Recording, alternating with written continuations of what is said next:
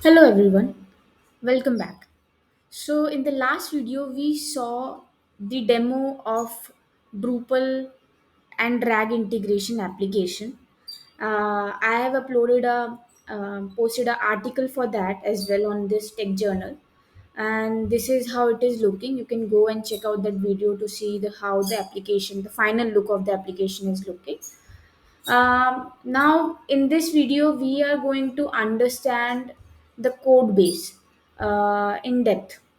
So, as I've told you, the full code base for the application is available on my GitHub. So there are two repository for that. One is for our, let me show you the architecture. One is for our RAG backend built on the Fast API, and other one is on the Drupal. I mean, for the website built on Drupal. Now, this is for the RAG application, and this is for the Drupal application, Drupal side. So let's understand. Um, we I have told you that we have divided it into two parts: RAG backend and the Drupal side. Now to tell you about all the text about the tech stack of this application, backend is going to have the Chroma vector database. We have opted Fast API to build the APIs because it comes very handy. We just have to define a couple of paths, and we are pretty much done with defining our APIs. So it is very fast with Fast API. Then we are using Ulama to have LLM models like Mistral. We are using for this demo for this application. Run on our local machine. So Ulama is going to help us with that. We are using Python 3.6 for this application. Then at the Drupal side or the website side, the CMS we have used is Drupal 10. Then we have used database for our website as MySQL. The PHP version is 8.1 for this website. Now, this is the architecture of this application, high level architecture. To Yeah, so how it goes, Drupal application, whenever a new data comes in, it goes to the RAG backend where we have three major APIs. One is add, update, another is update, and then we have delete. The data is then sent to these APIs, which then is stored in our vector database. So whenever a user asks any question, that question goes to our RAG backend again. This question is being asked again on our website. Okay, so the whole purpose of this application is to provide a chat bot that can answer questions around the website data. Now, so this chatbot interface is again on built on the Drupal level using the Drupal form.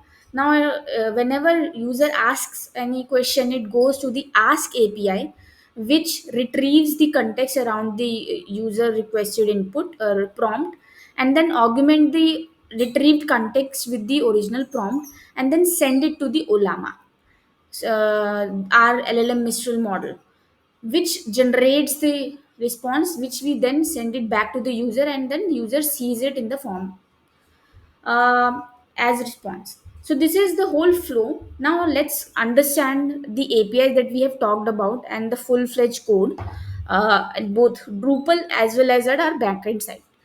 Now let me yeah. So I've told you we are going to have three APIs: add, update, and delete. So let me show you these APIs on the front end side. So this is our Drupal backend. I'll go to my, hang on, Olama, RAG, and then what application? Drupal RAG app. And then yes, this is the Fast API, and then I am going to run this application, the Fast API one, with the help of UVCon. It has provided me a URL. Okay, let me show you the docs of documentation of these APIs. So we have these many APIs, you can see it. Okay, you can see it. Okay, you can see it. So we can perform test also. So for example, if I want to ask question here, it I can ask question like, hey, uh, who are you? Let's see if our APIs are working or not.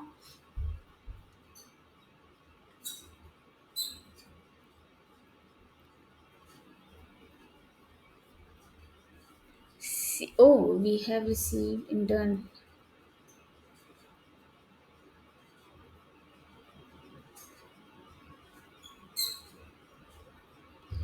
Okay, so first we have to. Okay, so I'm really sorry. First, we have to establish the connection. The database is not stored yet, so I'll have to add something. Let me do this. Oh, so the Olama is not working. I'm really sorry. So for that, first we have to set up our Olama. So my Olama was not working. Okay, let me run the other Olama. I have two Olamas. The version. The, okay, this is working. Let me test again my add one. Try not try out. Let me try again. Execute.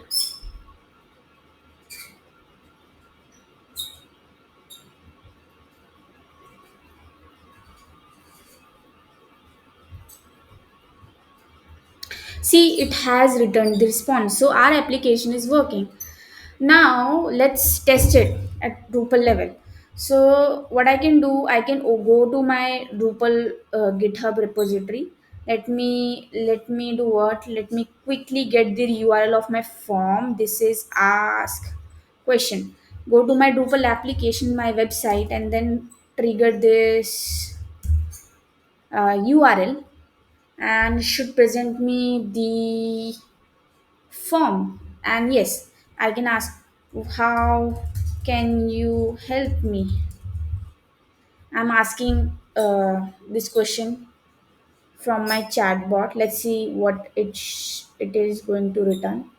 And if it is going to return, my chatbot would be working. Okay, so it is saying that I can assist you with providing information, blah blah blah. So our chatbot is working, right? And the demo part you can see in the previous article. Let's understand how it is working.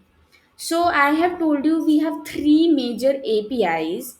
First one is feed API. This is a type of post API. It needs two parameters, node ID and the data that we need to store the data as in the website content. Then it is going to return the document IDs. So how it is going to function, let's first go understand this thing. And if you want to see where this code resides, you can go and check out the backend repository, which is Drupal rag app. Go to the main.py, and here we can see the code for our APIs. So what it does, let me go to the feed slash add, which is the, I'm explaining about this add feed API. Okay, let me close it. So here what it does, it first, it whatever data it gets and the node IDs, uh, it is adding those documents. Okay, let me using this function called add docs. Let me go to the add docs. Here what it does, I have created an object of my data chunk manager. What it does, it is a package responsible for splitting my content into small chunks. Let me show you this thing in my PyCharm editor. So if I go to my, yes, add documentation, I can see that what it is doing, it is calling, creating an object of chunk manager, data chunk manager, and calls the create document, which creates the document whatever data we pass, and then it generates the chunk. So chunk as in it generates the small chunks of our document, and then what those chunks are created, we create the unique ID for our chunks, and it is going to look like this. An ID one, whatever the ID of the document is going to be, and appended with the chunk number one, NID one, the chunk number two, NID, id chunk number 3 similarly, uh, and so on. So it creates the unique id, and then with that id that we have generated, unique id and the chunks, we store it in our database. Let's go and open the data chunk manager and see what these to create documents and generate chunks are doing. So this is a class responsible for splitting the data into small chunks and creating document out of them. So yes, it uses this recursive characters text splitter, and we tell it to chunk of 1024 size. The overlap is going to be of 20, right? And then it uses this text splitter of recursive character text splitter to split the document, okay, and return the chunks. Then we use another function called filter complex metadata, which is used to filter the additional complex, which is not required metadata from the document, and then return the chunks. uh, there is one thing that I want to remind. I have covered four videos, and I have built three videos. Sorry, I have made three videos around RAG only. So I've built three more applications, starting from how to build RAG from scratch without even getting involved with this splitting, recursive, lang chain, and complex stuff. So I recommend you to go and watch that stuff, because I am simply iterating again the same thing that I have already explained in depth. So I would request to check out my other old videos around RAG. They would help you understand these things better, right? So for example, I have one video around documenter, which is a RAG application for the documents like PDF and all. So there I have explained everything in detail. Similar stuff I have used here. So yes, so I'm using this to split the document into small chunks and return it.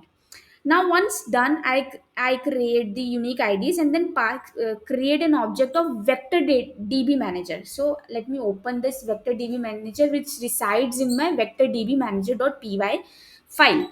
Now what it does, it uses this calls this function called store manager. So whenever we create an object, we tell of this class, we tell we create a member variable called vector db. So what it does, it creates an object of our chroma database, and we specify that chroma data is going to be the persistent directory. So we want our the chroma database, we want our vector database to reside in our disk. So we are told where it should reside, where it should persist, at this location. So you can change it to any other location. Okay, and then we tell which type of embedding function it should use. We are telling that use the fast embedding types. So we are telling to use fast embedding to embed the chunks, small documents, okay, when they're getting saved in the database. Right. So if tell you that this is the location I have decided, you can go and see that at the root location, this Chroma database is used to save the data. Right. See. Yeah. Now once that is done, when then we call this, after creating the object of the R vector DB manager, we call the store data method, and we pass the chunks that we have created and the unique IDs. It uses those chunks and passes uses the from document method of this chroma, and passes the documents and the unique IDs that are going to be going to be mapped to those chunks, and possess that database. Now how this unique id is important, why are we even creating it? So in vector database, we can add the operation, we can add documents without this optional id. But in order to delete, in order to update, we need the document id, a unique identifier to pick or get or fetch from the vector database. That is why we are creating this unique id. Okay, now once everything is done, once we store it, this vector database is what we are going to do, we are simply going to return these ids to the from to our from this API. Okay, so this is going to be document IDs. So this is how it our feed add API is going to work. Simply split into small chunks, create unique document IDs, store it in our vector database, and return those vector IDs. Simple. Now let me go to my article. Now we have one more API called update feed API, which is used to update the already stored documents, already stored content. So what it does, whenever we return these document IDs, okay, so let me go to my Drupal application. Here, let me go and open this ask form. So what it does, if you see, whenever we submit the form, it calls the API client and send this question send this question to our API client. And then I open this service, which is API client. And here I can see, here I am sending this additional data, payload, as in the data required by the API. And I send this information to our backend, to our backend server, which is a RAG backend. Now, yes, hang on. Whenever we when so how it is being used, okay, before that let me explain you a little bit about update and delete similarly. So with update and delete, what is happening, we are doing something similar with update. Whenever our update query is update API is being called, we are we have to pass the node ID, the document IDs, and the data. Node ID is the ID of the node or the content that we are trying to update. Then, whenever this node ID, so whenever we save the node ID, remember we return the document IDs, right? We then save those document ID in our Drupal backend. Okay, so we for that we have created a schema. We have created a schema called, just wait a second, called Drupal RAG integration node doc. Now that schema we save the node ID and the document IDs. So whenever this API, this feed add API is called, and this API, we call this API whenever a fresh node is added. Whenever a fresh node is added from this hook called uh, Drupal drag integration node insert, which is a entity type insert hook. We call this API. We call this feed add API, which returns the document IDs, and then we save those document IDs in our schema, Drupal schema. Now, whenever uh, uh, uh, node gets updated, we use the hook called entity type update, and then call our update API. And in the update API, we pass the IDs for our nodes that is saved in our Drupal schema, and the data, the new data. And then again, we first delete the IDs using the using the vector database Chroma delete query. We delete those documents, and then we create the fresh one like we did in the feed API. Okay, feed add API, sorry. Now the smaller one, delete a feed API. Now the delete feed API is simple. It requires the document IDs to be deleted. So when we pass this, when it deletes the given document using the document IDs, and it returns the status, the simple message, document successfully deleted. Now when it gets called, whenever an entity gets deleted, how do we do that? We use the hooked entity type delete. We use the hooked entity type delete of Drupal to trigger these to trigger this delete API, feed delete API. Now let me show you my these functions. If you see in my hook functions, I can see I'm calling this handle insert, handle update, handle delete. Let me show you a code for that. So it is entity operations handle insert. So what it does, handle insert calls, so first of all, it creates the data that we need to send to the API. So for example, for our handle insert, it calls this, it simply wraps the node id and the body value of our node in the JSON form. And then does what, creates the payload and then calls the feed API, feed slash add API, which returns the doc IDs that we have seen, and then simply we save that doc IDs in our schema using the entity doc repository. We have created a repository class, and here we are calling this function called add, where we pass the node ID and the document ID associated with that node ID.